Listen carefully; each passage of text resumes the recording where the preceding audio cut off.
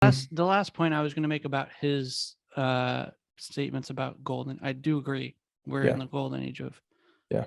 at least access to other information Yes. surrounding the Bible Yes. that can help us get a better perspective on the world in which the Bible was produced. Yeah. And I say all that deliberately. That is not to say that those are all then, like people would claim about the Holy Spirit, magic keys to which Yeah. we can automatically then have the correct interpretation. Yeah. But like Augustine would say, we maybe then have more and better parameters for, and look, like we've discussed, I'm a canon guy, and I'm as much as you can in terms of the divine accommodation conversation, at least authorial world. Let's put it that way. What's the world of the author look like in the production of this book or this text? It isn't always clear. That's why, again, there's debates about how many people were involved in writing the book of Isaiah, for instance. Yeah. Is there 1, 2, 3 Isaiahs? How do you separate them and why? Yeah.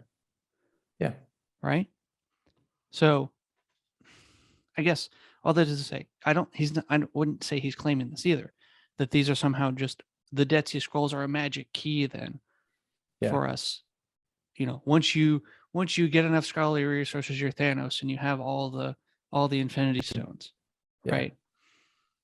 There is no. I totally agree. There is no snap for the scholar, which is why part of this just proves to me the enduring nature of the Bible and the complexity of the Bible. Yeah. We've spent 5,000-6,000 years trying to understand this thing. The Hebrew people as the people of God and those who had these stories and then wrote them down. And then the Christians in the early centuries and the Jews and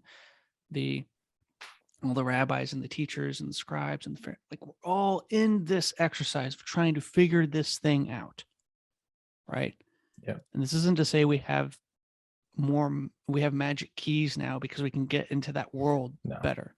But what it does mean is that just like in the example I gave earlier, you can read Dostoevsky in English all you want, and that's amazing. Mm-hmm.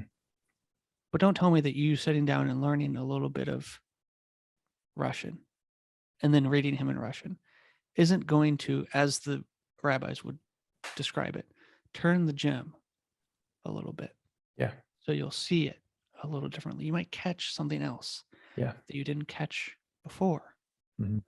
And then that can then affect, oh, wait, we'll get to this later in the summer when we talk about eschatology, but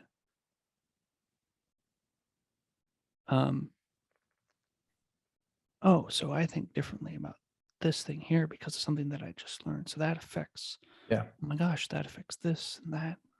I might have to ask more questions about this thing because now I've changed my mind about this, and this is a little bit different over here now. Yeah. Again, takes humility.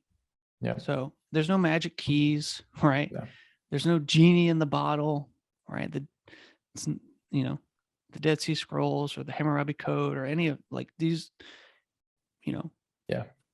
Robin Williams, RIP, isn't going to pop out and give us all our wishes for the correct interpretation. This is part of the humility Augustine's talking about. Yeah. But again, it's dumb to discount them. It really is. Yeah. And like I keep saying, I'm going to frame it in the negative again, but you wouldn't do that with anything else. Yeah. Really. So I showed you a video earlier of a video a guy made chronicling the plot of Dune Messiah. And he opens the video with words from Frank Herbert about his intention in writing the story. Oh, no. Those interviews with him don't matter because all we need is the book. It doesn't, and just how I interpret it. No. Understanding what Frank was trying to do, his explicit words about what he was trying to accomplish and telling that narrative.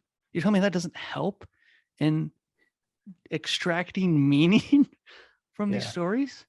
Really? Okay, so reading the Dead Sea Scrolls and understanding this Qumran community and all the ways in which they interpret the Bible, right or wrong to us, right? Doesn't help us engage with the scriptures. And I keep using that example partially because one of the professors at my school is the reason we have the Dead Sea Scrolls, by the way. Wow. He like basically went behind the backs of a lot of the people involved, because they were like, no, we're going to keep them. We're going to put them in a museum. And he was like, no, everyone should have access to this. And he literally, like WikiLeaks, like published them online. Wow. Yeah. Yo, King Commies, look out, tell them, look out for my worldview. Cloudy when you sinking, got you thinking it's a whirlpool. Caesar in your pockets, you can't see who's in your pockets, but Stevie's inner visions touch your eyes and make the world